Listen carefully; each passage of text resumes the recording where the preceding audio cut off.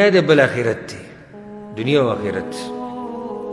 دا دنیا دا په محنت سره نه میلاویږي، دا تقدیر کې چې څومره لیکلی شوي هغه میلاویږي، او آخرت چې د محنت وکړو الله یې چېرته نه ضایع کوي.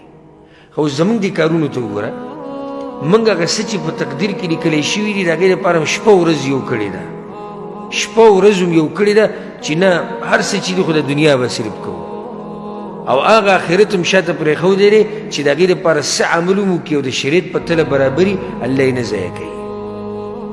یو سړی به چې دا خبره تا څنګه وکړه، ما دا خبره د خپلې خېټې نه ده کړې. ګورې په دې ته زه دلیل خو شم د قرآن نه.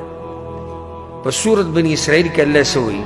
من کان یرید العاجله، څوک چې دنیا غواړي، من کان یرید العاجله، څوک چې دنیا غواړي، عجلنا له فیها ما نشاء لمن نرید، نو دا دنیا منګه ورکو چې چاته یې وغواړو او چې څومره یې وغواړو.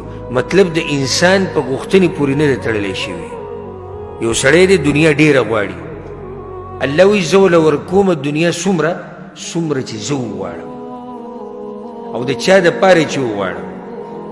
اوس که په دې وایي چې څوک دنیا دپاره ډېره منډه وایي ده ته به دنیا ډېره میلاویږي او ډېر محنت کوي، نو بیا زموږ دا خلک به ټول مالداره وي، ځکه زموږ خلک ټول سخت کارونه کوي او ټول محنت کوي، سهار نه ماښام پورې غریبان ټول لګیا محنتونه کوي.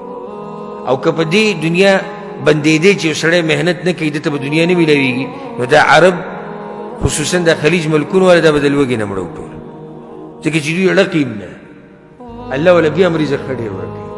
من کان یرید العاجله، څوک چې دنیا غواړي، عجلنا له فیها ما نشاء لمن نرید، الله وی منډه که دې ډېره مو ووایي خو زه دنیا هغه چا له ورکوم چې څوک چې چا دپاره یې وغواړم او چې څومره یې وغواړم. دا خو دنیا شوه.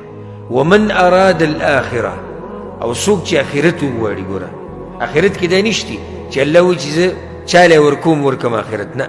ومن اراد الاخره، څوک چې آخرت غواړي صرف غوښتنې دي، وسعى لها سعیها، او محنت وکړي د آخرت دپاره، وهو مؤمن، او دې موحدي عقیدې د توحیدي، فاولئک کان سعیهم مشکورا، الله وایي د دوی دا محنت دا به نه ضایع کېږي، د دې بدله به دوی ته میلاویږي. آخرت دپاره چې د محنت وکړو که نه، او دا محنت د شریعت په تله کې برابرو، یقیني خبره ده، یقیني چې د دې به تا ته څه میلاویږي؟ بدله به میلاویږي. او دنیا چې ده د دې دپاره که ته څومره منډې ووایې خو تا ته به دومره ویلایږي څومره چې چا لیکلې ده، څومره چې الله لیکلې ده.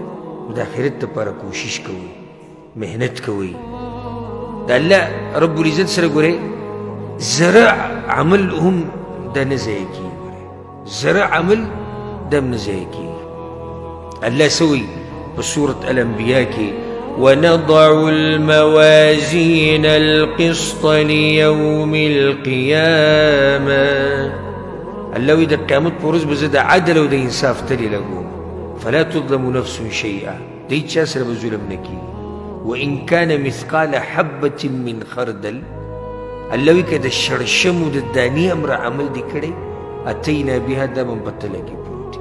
شړشمو دانه څومره معمولي وړه غوندې کې دانې، د دې شړشمو د دانې امره عمل چې چا کړی دی، الله وی زه ورله د هغې بدله ورکوم. نو دا اعمال د الله په خوا کې نه بربادېږي. چا چې نیک عمل وکړو، د آخرت دپاره کوشش وکړو، که لږې وکړو که ډېرې وکړو، الله به ورله بدله ورکوي. د آخرت دپاره محنت او کوشش پکار